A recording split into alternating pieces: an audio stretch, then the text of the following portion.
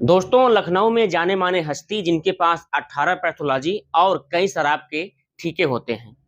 इनके पास अनगिनत पैसे होते हैं, लेकिन उनके 21 साल के बेटे ने उनके लाइसेंसी रिवॉल्वर से गोली मारकर उनकी हत्या कर देता है और शव को गायब कर देता है। इसके बाद जो पुलिस होती है वह शव को ढूंढ रही होती है, लेकिन कहीं भी शव का अता पता नहीं चलता है।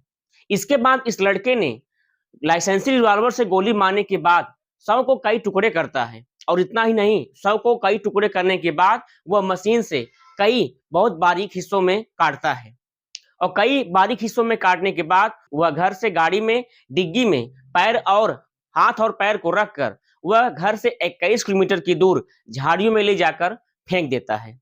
वहां पर उसके जो पिता का मोबाइल नंबर होता है वहीं पर वह स्विच ऑफ भी कर देता है। इसके बाद धड़ और सिर को घर से लाने की फिराक में होता है। दोस्तों, यह जो लड़का होता है तैयारी बहुत जोरों शोरों के साथ पहले से कर रखा होता है। 2 आरी और नीला ड्रम और कई सारे औजार और हथियार लेकर वह रखा होता है। इतना ही नहीं, यह 20 लीटर तारपीन का तेल भी रखा था शव को जलाने के लिए। अब जैसे ही धड़ और शरीर को लाने की फिराक में होता है और घर पर पहुंचता है, उसके बाद कई मुश्किलें उसकी बढ़ जाती हैं, जिसके बाद धड़ और शरीर को नहीं ला पाता है। इतना करने के बाद वह नजदीकी पुलिस स्टेशन में जाकर गुमशुदगी का रिपोर्ट भी दर्ज कराता है। नमस्कार दोस्तों, आप देख रहे हैं लिस्टियन रवि स्टोरी। दोस्तों, इस कहानी की शुरुआत होती है उत्तर प्रदेश के राजधानी लखनऊ से। राजधानी लखनऊ में एक आशियाना कॉलोनी होता है। उस आशियाना कॉलोनी में कई सारे लड़के होते हैं जो एक दूसरे को न देखें तो चैन नहीं होता है। और इसी आशियाना कॉलोनी में 18 पैथोलॉजी के मालिक और जिसके पास कई शराब के ठीके होते हैं। बीते 19 फरवरी 2026 को जो बिजनेसमैन होते हैं जिनका नाम भानवेंद्र सिंह होता है, वह शादी के कार्यक्रम में जाते हैं और शादी के कार्यक्रम में जाने के बाद वह वापस नहीं लौटते हैं। जब वापस नहीं लौटते हैं तो जो वहां शादी के कार्यक्रम में आए हुए थे वहां के लोग पूछते हैं कि भाई भानवेंद्र सिंह दिखाई नहीं दे रहे हैं, आखिरकार कहाँ चले गए हैं। इसके बाद वहां पर आस पड़ोस के लोग भी भानवेंद्र सिंह के बारे में उस लड़के से पूछते हैं, तो पूछते हैं कि भाई भानवेंद्र सिंह कहाँ चले गए हैं, दिखाई नहीं दे रहे हैं। इसके बाद जो लड़का होता है वह बोलता है कि पापा कहीं लेट आते हैं, कहीं चले जाते हैं, ऐसा कई बार होता रहता है। लेकिन जब पास पड़ोस के लोग पूछते हैं कि तुम्हारे पापा का जो 3-3 मोबाइल नंबर होता है वह स्विच ऑफ बता रहा है, आखिरकार ऐसा पहली बार तो कभी नहीं हुआ है, आखिरकार ये क्यों हो रहा है। इसके बाद वहां का जो लड़का होता है वह भी चेक करता है कि मोबाइल नंबर स्विच ऑफ बता रहा है। इसके बाद जो लड़का होता है पुलिस स्टेशन जाता है।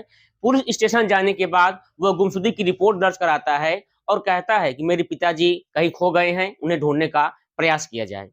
पुलिस एफआईआर दर्ज करती है। एफआईआर दर्ज करने के बाद जो पुलिस होती है तुरंत एक्शन लेती है। तुरंत एक्शन लेने के बाद जो पुलिस होती है आसपास के इलाकों में ढूंढती है। कई सारे व्हाट्सएप ग्रुप बनाए जाते हैं, व्हाट्सएप ग्रुप में उसका फोटो डाला जाता है जिससे उस आदमी की खोजबीन किया जा सके। और उसमें एक नंबर दिया जाता है पुलिस का, जिसमें अगर आपको कहीं दिखाई दे तो तुरंत फोन करिए। जो पुलिस होती है लगातार आसपास के इलाकों में ढूंढ रही होती है, पता कर रही होती है, खोजबीन कर रही होती है, लेकिन कहीं भी उनका अता पता नहीं चलता है। इसके बाद जो पुलिस होती है आसपास के सीसीटीवी कैमरों को देखती है तो उसमें भानवेंद्र सिंह आते हुए दिखाई देते हैं, लेकिन जाते वक्त दिखाई नहीं देते हैं। और जो इसके बाद जो पुलिस होती है वह लगातार ढूंढने का प्रयास में जुटी रहती है। इसके बाद जो पुलिस होती है भानवेंद्र सिंह की लास्ट लोकेशन चेक करती है कि इन्होंने अपना लास्ट लोकेशन कहां पर मोबाइल स्विच ऑफ किया था, कहां पर मोबाइल बंद किया था। इसके बाद जो पुलिस होती है कॉल डिटेल भी निकलवाती है कि आखिरकार इन्होंने कई बार किससे बात किया, लेकिन कॉल डिटेल से कोई जानकारी नहीं प्राप्त होती है।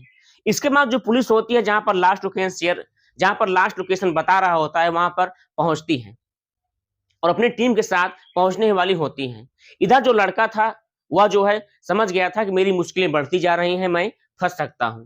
जो लड़का होता है तुरंत पुलिस जाको बता देता है कि मैंने अपने पिता की हत्या की है।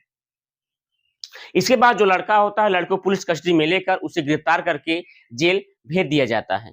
दोस्तों, लड़का इतना ही नहीं किया था, जब अपने पिता की हत्या किया था तो उसकी बहन वहां पर सामने मौजूद होती है, लेकिन अपने बहन को भी धमकाया चमकाया था, अगर तुमने मुंह खोला तो तुम जान से मारी जाओगी। दोस्तों, अब जो पुलिस होती है वो गिरफ्तार करती है। गिरफ्तार करने के बाद उसे जेल की सलाखों के पीछे डाल देती है।